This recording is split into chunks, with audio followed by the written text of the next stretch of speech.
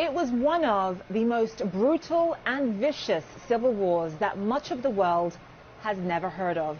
Anyone who lived through Nigeria's Biafra War in the 1960s will forever be haunted by the atrocities, the memories of bodies in the streets, and the fear of not being able to survive another day. After the eastern part of Nigeria declared independence in 1967, the bloody battle that ensued left more than 1 million people dead from starvation, disease, or the endless explosions. The 2.5-year war was literally hell on earth. As many of you who watch this show regularly know, I am Nigerian and I am from the part of the country where this war took place. Family members who lived through it tell me they never knew if they were going to eat, let alone what. It was common for people to feed off of grasshoppers, snakes, and termites.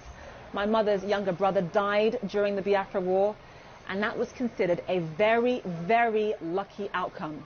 If you only lost one family member, you thanked your lucky stars. So given all of that history and all of that pain, why are there now growing calls for a new secessionist movement in the exact same part of the country?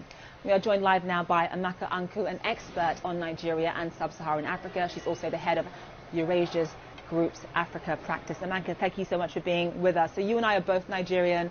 It's been over 50 years since this brutal civil war.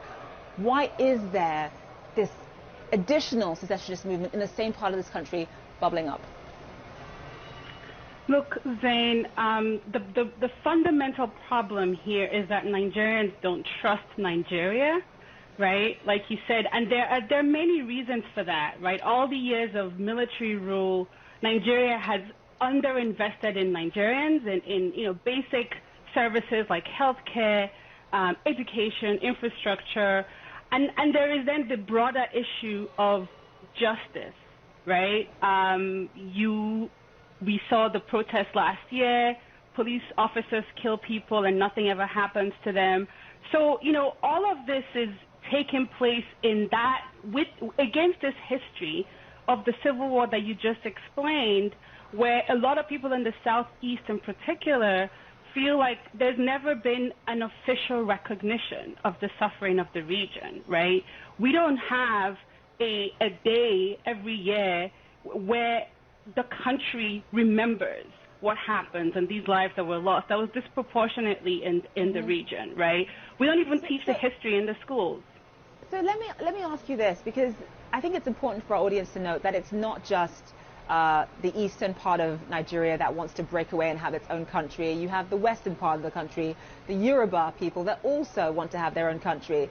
Obviously, Boko Haram in the northeastern part of the country, they want to create an Islamic state. It sort of feels as though there are so many different groups in this great nation who have lost faith in this country. So just in terms of the president's strategy here, if there are people who feel marginalized, has the president made any effort to really show these various parts of Nigeria that he understands their concerns and that their voices are being heard?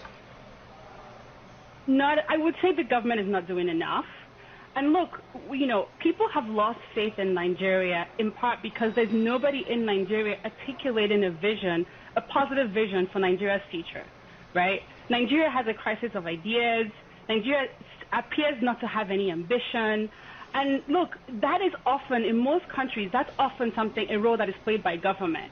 A role that, that to provide a holistic idea about what the country is about and where it's going, to bring people together and drive buy-in. The government is not doing that. But I have to say, Zain, that that's also a role in most parts of the country that is also played by people outside the government. There's a role as well for thought leaders in the country, for private sector participants, to have a constructive vision of where Nigeria should be going, right, and push the government. And that's, there's a symbiotic relationship that can happen here between people inside government and outside government in articulating a positive vision for Nigeria.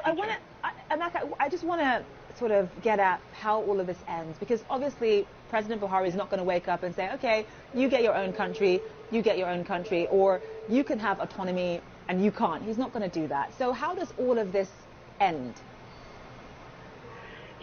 I don't think it ends until Nigeria starts to really and truly invest in Nigerians.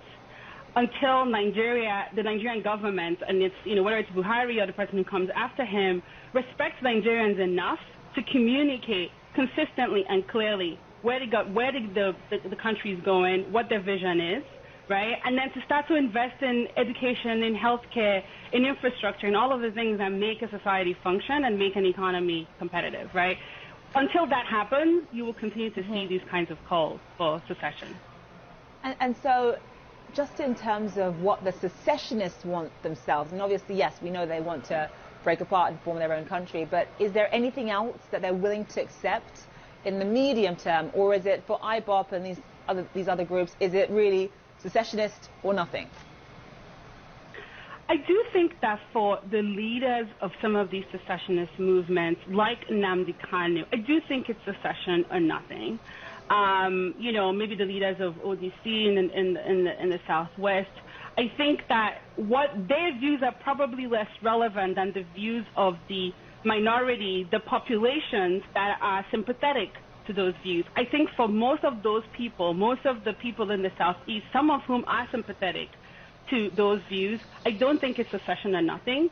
I do think that a clear and consistent outreach, communication, and investment can help to change some of those views. I mean, it's such a shame because Nigeria is such a beautiful country. It has so much potential, and just seeing all of these different areas wanting to separate, saying that they've had enough of being part of this great nation is very, very sad indeed. Amaka Anko, thank you so much for being with us.